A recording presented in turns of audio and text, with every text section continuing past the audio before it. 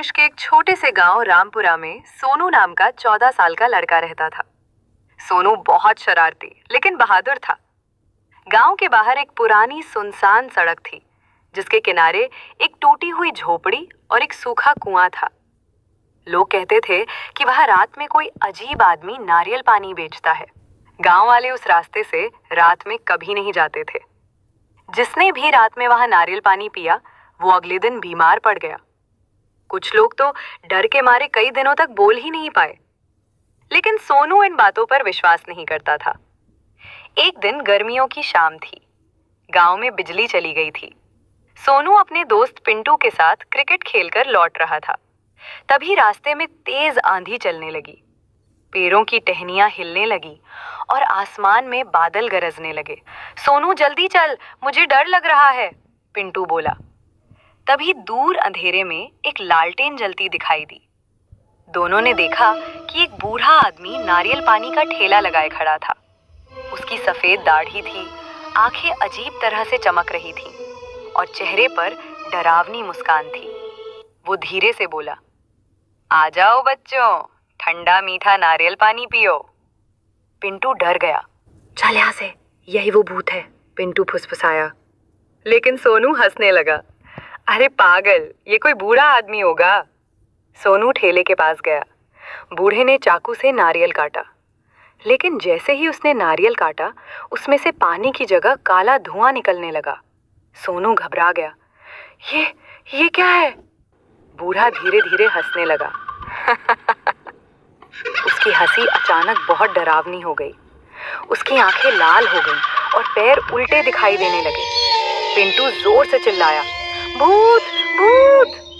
दोनों भागने लगे, लेकिन अचानक रास्ता गायब हो गया। चारों तरफ घना कोहरा फैल गया। पेड़ों के पीछे से अजीब आवाजें आने लगी। नारियल पानी P low, P low. Sonu ने पीछे मुड़कर देखा। बूढ़ा आदमी अब हवा में तैर रहा था। उसका ठेला अपने आप चल रहा था। तभी पिंटू गिर पड़ा। सोनू बचाओ! भूत धीरे धीरे पिंटू की तरफ बढ़ने लगा। तभी सोनू को दादी की बात याद आई, अगर कभी भूत मिले तो भगवान का नाम लेना। सोनू ने तुरंत अपनी जेब से हनुमान जी की छोटी तस्वीर निकाली और जोर जोर से हनुमान चालीसा पढ़ने लगा। अचानक तेज हवा चलने लगी। भूत पीछे हटने लगा। नहीं, ये मत पढ़ो। लेकिन तभी लालटेन फूट गई और चारों तरफ अंधेरा छा गया। दोनों किसी तरह भागकर गांव पहुंचे। गांव वालों ने उनकी हालत देखी तो सब डर गए। सोनू ने पूरी बात बताई। तब गांव के सबसे बुजुर्ग आदमी रामदीन बाबा बोले, आज से 20 साल पहले उसी सड़क पर एक नारियल वाला रहता था। उसका नाम मंगलू था। एक रात कुछ डाकुओं ने उसके पैसे लूटकर उसे मार दिया। तब से उसकी आत्मा उसी सड़क पर भटकती है। सोनू को अब सच में डर लगने लगा। लेकिन कहानी यहीं खत्म नहीं हुई। अगली रात सोनू के घर के बाहर किसी ने आवाज लगाई, ठंडा नारियल पानी। सोनू की आंख खुल गई। खिड़की से देखा तो वही ठेला घर के बाहर खड़ा था और वही लाल आंखों वाला बूढ़ा मुस्कुरा रहा था। सोनू डर के मारे कांपने लगा।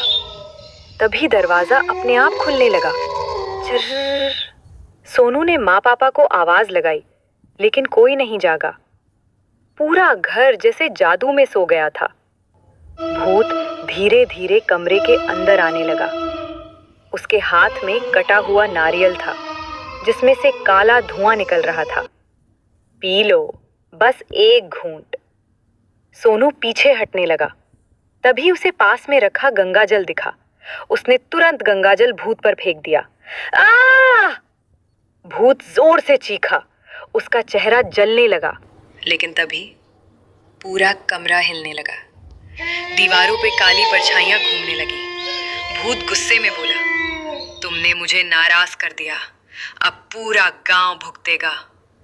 अचानक वो गायब हो गया। अगले दिन गांव में अजीब घटनाएं होने लगी। रात में लोगों के दरवाजों पे नारियल रखे मिलते। कुएं का पानी काला हो गया। बच्चों को रात में किसी के हंसने की आवाज सुनाई देती। गांव वाले बहुत डर गए। तब रामदीन बाबा ने कहा, उस भूत की आत्मा को शांति देनी होगी।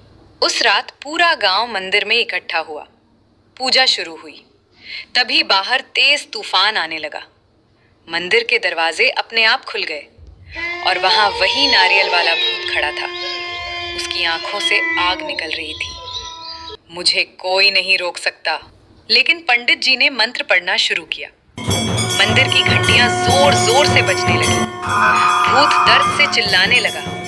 तभी सोनू आगे बढ़ा और बोला, अगर तुम्हारे साथ गलत हुआ था तो निर्दोष लोगों को क्यों डराते हो? भूत अचानक शांत हो गया। उसकी आंखों से आंसू निकलने लगे। मुझे इंसानों से नफरत हो गई थी। धीरे धीरे उसका डरावना चेहरा बदलने लगा। वो एक साधारण बूढ़े आदमी जैसा दिखने लगा। मुझे मुक्ति चाहिए। पंडित जी ने अंतिम मंत्र पढ़ा। अचानक तेज रोशनी हुई और भूत हवा में गायब हो गया। उस दिन के बाद गांव में सब कुछ सामान्य हो गया। सूखा कुआं फिर से पानी से भर गया। रात की डरावनी आवाजें बंद हो गईं। लेकिन आज भी अगर कोई उस सड़क से आधी रात को गुजरता है तो दूर कहीं लालटेन की हल्की रोशनी दिखाई देती है और हवा में एक आवाज गूंजती है, ठंडा नारियल पानी